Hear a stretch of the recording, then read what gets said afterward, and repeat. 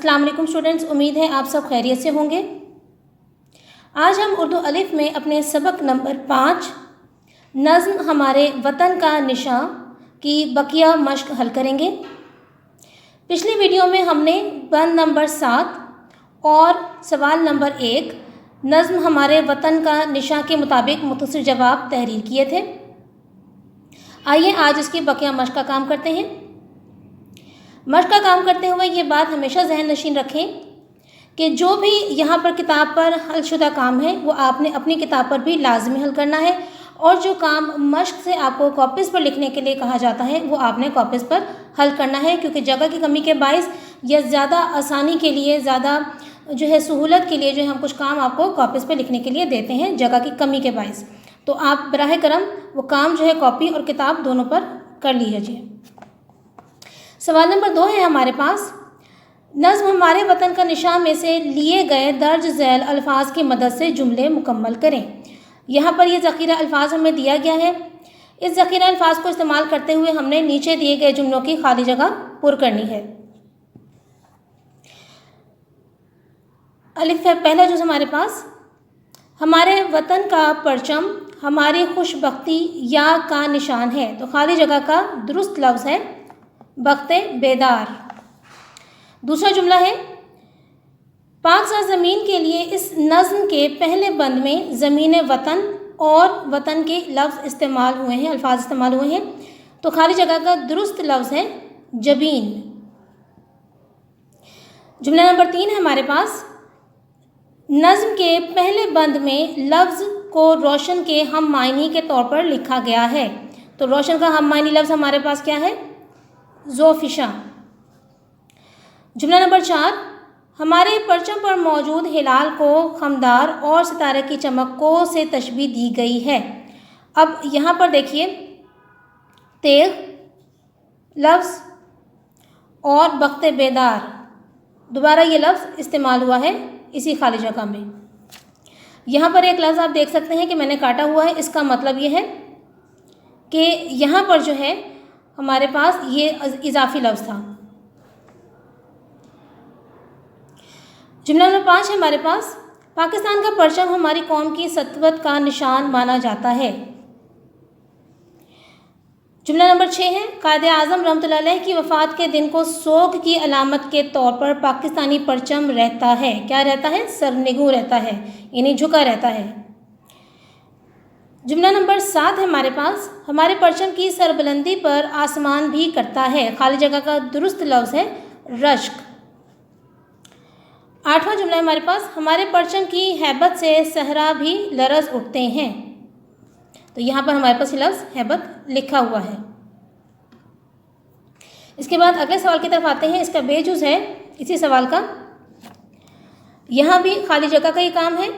दिए गए अल्फाज में से मुनासिब लफ्ज़ का इंतखाब करके खाली जगह पुर करें। जुमला नंबर 1 है हमारे पास, हमारे वतन का निशान से मुराद है पाकिस्तान का। अब यहाँ पर नक्शा या परचम, तो हमारे पास दुरुस्त लफ्ज़ है परचम। पहली रात के चांद को कहते हैं बदर या हिलाल, तो दूसरा जो लफ्ज़ है ये सही है हिलाल। खाकानो जम से मुराद है रोम और ईरान के फ़ौजी या बादशाह, तो दुरुस्त लफ्ज़ है हमारे पास बादशाह। सवाल नंबर 4 है, हमारे गाज़ियों के सीने कुरान की रोशनी से हैं, मुनव्वर या मुज़य्यन, तो हमारे पास दुरुस्त लफ्ज़ है मुनव्वर। 5वां जुमला है हमारे पास, हमारे वतन के परचम के आगे एक जहां है, सरनिगू या सरबलंद, तो दुरुस्त लफ्ज़ है सरनिगू। इसके बाद सवाल नंबर 3 आप देखिए, दरअसल अल्फाज और तरकीब के मानी लुगत से तलाश करके अपनी कॉपी में मफ़हूम वाज़े करें। अब यहाँ पर मैंने आपके लिए मानी तो लिख दी हैं, लेकिन ज़्यादा वज़ाहत से और ज़्यादा आसानी के लिए आपको ये मानी जो है वो कॉपीज़ में लिखने हैं, और मैं आपको दिखाती हूँ कि आपने किस तरह से वो काम करना है। जहाँ जगह की कमी के बायस जो है मैं ज़्यादा मानी नहीं लिख सकी, तो इसलिए मैं आपको अलग से जो है वो दिखाती हूँ कि कैसे आपने जो है कॉपीज़ में अपना सवाल नंबर 3 और 4 को हल करना है। ये देखिए स्टूडेंट्स, यहाँ पर मैंने आपकी आसानी के लिए जो है ये सवाल हल किया है, और आपने भी कॉपीज़ में इसी तरह से इस सवाल को लिखना है। आपने हस्ब साबिक सबक का नाम اور جو ہے نمبر اور ان نام عنوان لکھنا ہے. اس کے بعد آپ نے شاعر کا نام لکھنا ہے. پھر آپ نے سوال نمبر 3 لکھنا ہے کہ درج ذیل الفاظ و تراکیب کے معنی لغت سے تلاش کر کے اپنی کاپی میں مفہوم واضح کریں. اس کے بعد آپ نے کالم بنا کر جو ہے الفاظ معنی اور ان کے مفاہیم لکھنے ہیں. الفاظ و تراکیب ہیں: ذوفشاں روشن، روشنی بکھیرنے والا، تیغ تلوار یا کاٹ کرنے والی کوئی شے، خمدار مڑا ہوا، بلدار، بخت قسمت، رشک فلک آسمان کا فخر یا جس پر آسمان رشک کرے، تیغ رواں چلتی ہوئی تلوار یا جو رکنا نہ جانتی ہو، یعنی ایسی چلتی ہوئی تلوار جو رکنا نہ جانتی ہو، بخت بیدار جاگی ہوئی قسمت یا ہم اسے خوش قسمت بھی کہہ سکتے ہیں، جبین وطن وطن کی پیشانی یا وطن کا ماتھا. اس کے بعد دیکھیے سوال نمبر 4 جو ہم نے کتاب میں دیکھا تھا کہ درج ذیل الفاظ کا تلفظ اعراب لگا کر واضح کریں. پہلا لفظ ہے ہمارے پاس زرنگ، زے پہ زبر، رے پہ تشدید اور نیچے زیر، یہ اور نون غنہ جو ہے ہمارے پاس علامت جزم ہے، ساکن ہے دونوں. سطوت، سین پہ زبر، توئیں پہ جزم، واو پہ زبر، تے پہ جزم، سطوت. ذوفشاں، ذات پہ زبر، واو پہ جزم، فے کے نیچے زیر، شین پہ زبر، الف ساکن ہے لیکن کوئی علامت اعراب ہم نہیں لگائیں گے، اور نون غنہ پر علامت جزم. ذوفشاں. سر نگوں، سین پہ زبر، رے پہ جزم، نون کی زیر، گاف پہ پیش، واو اور نون غنہ پہ علامت جزم، یعنی یہ دونوں ساکن ہیں. لفظ ہے سرنگوں. ابد، الف پہ زبر، بے پہ زبر، دال پہ جزم، ابد. قوی، کاف پہ زبر، واو کے نیچے زیر، چھوٹی یہ ساکن ہے، علامت جزم لگائیں گے، قوی. ہلال، ہے کے نیچے زیر، لام پہ زبر، یہ الف ساکن ہے، اس پہ کوئی علامت نہیں آئے گی، اور اگلا لام جو ہے وہ ساکن ہے ہمارے پاس. فلک، فے پہ زبر، لام پہ زبر، کاف پہ جزم، فلک. پھر ہمارے پاس ہے سوال نمبر 5. نظم ہمارے وطن کا نشاں کے مطابق مناسب الفاظ کی مدد سے مصرعے مکمل کریں. مصرع شعر کی ایک لائن کو، ایک سطر کو کہتے ہیں. جب 2 مصرعے بنتے ہیں، ملتے ہیں تو ایک شعر بنتا ہے. الف جز میں ہے اس سے ہوئی ہے جبین وطن، خالی جگہ کا درست لفظ ہے نظم کے مطابق روشن. بے جز، یہ ہلال آب ہے تیغ کی، تیغ خمدار کی. جیم جز، یہ نشاں جس سے تھا ایک جہاں، خالی جگہ کا درست لفظ ہے سرنگوں. دال، اس سے ہے زمین وطن، خالی جگہ کا درست لفظ ہے رشک فلک. ہے جز ہے ہمارے پاس، یہ تک رہے گا یوں ہی ذوفشاں، خالی جگہ کا درست لفظ ہے ابد. اس کے بعد ہے نظم ہمارے وطن کا نشاں کا مرکزی خیال تحریر کریں.